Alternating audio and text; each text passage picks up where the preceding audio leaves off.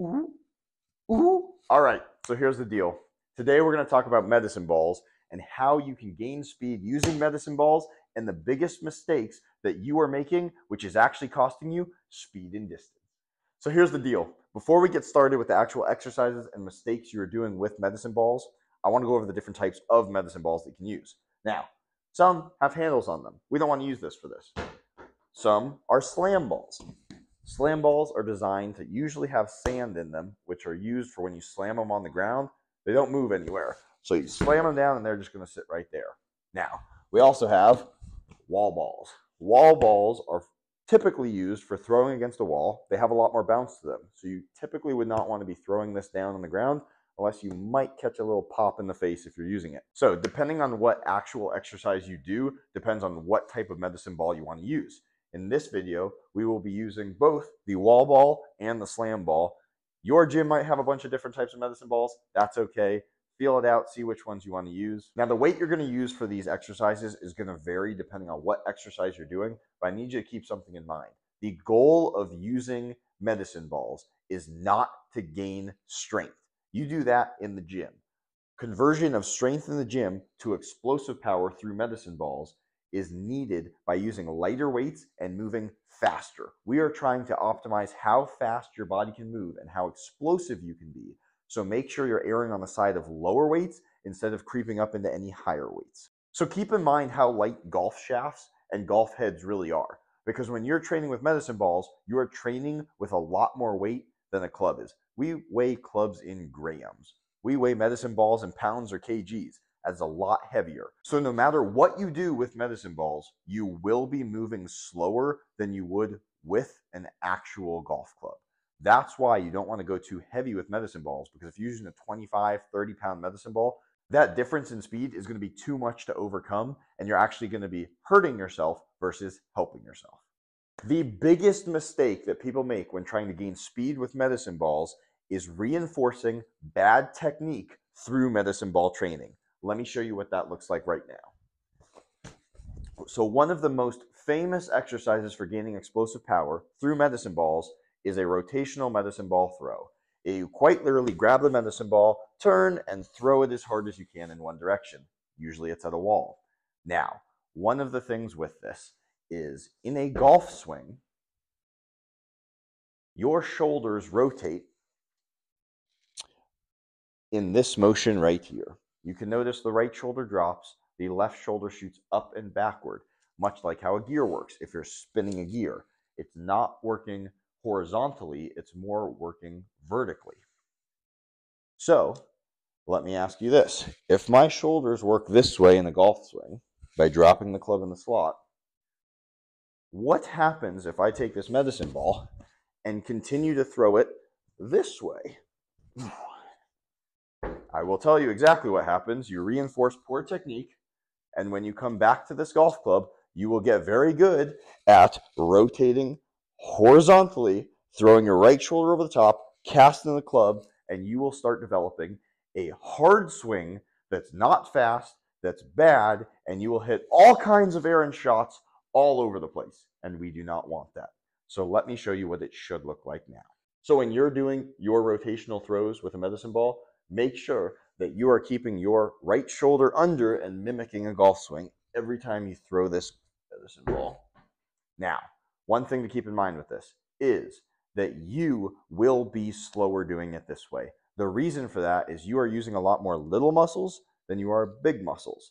But keep in mind, a golf swing uses those little muscles. So we are training you to use the correct muscles in the correct way, in the correct form, which will directly carry over onto the golf course. This next secret I'm about to tell you is the difference between gaining speed with medicine balls and losing speed with medicine balls.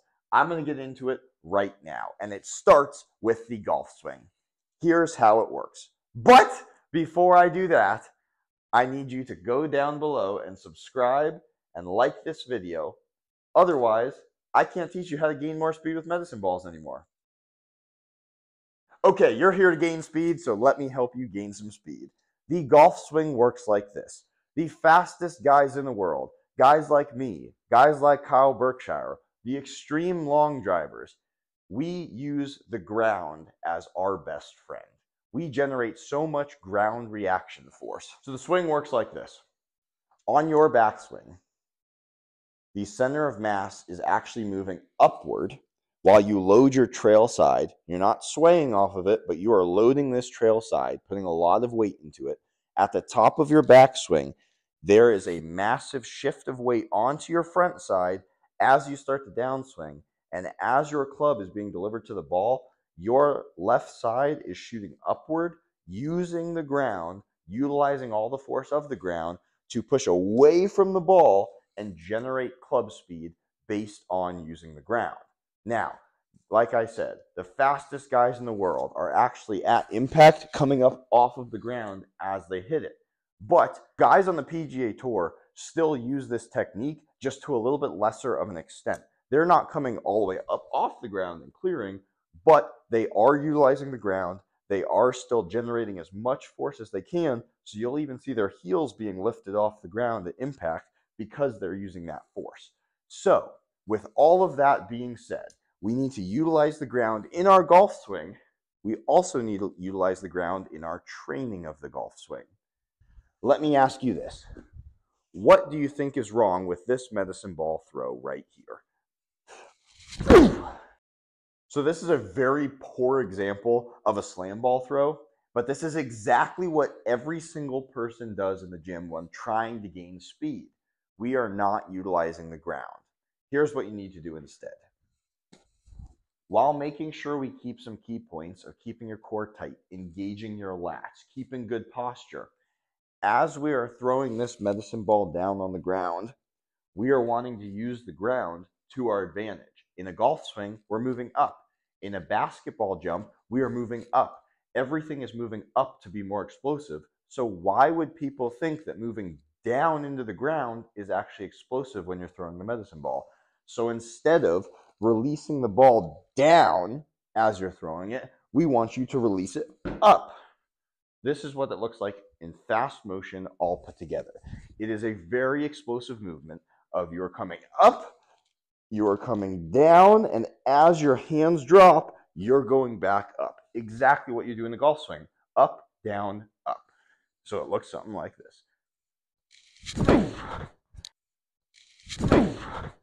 Now that's an explosive movement, and that will gain you club speed. Now these little techniques and pointers will help you gain more speed with medicine balls and actually translate it over into your golf swing, which is the goal of all this. You want to get faster, these are what you need to be doing. But keep in mind, it happens first in the gym, creating strength.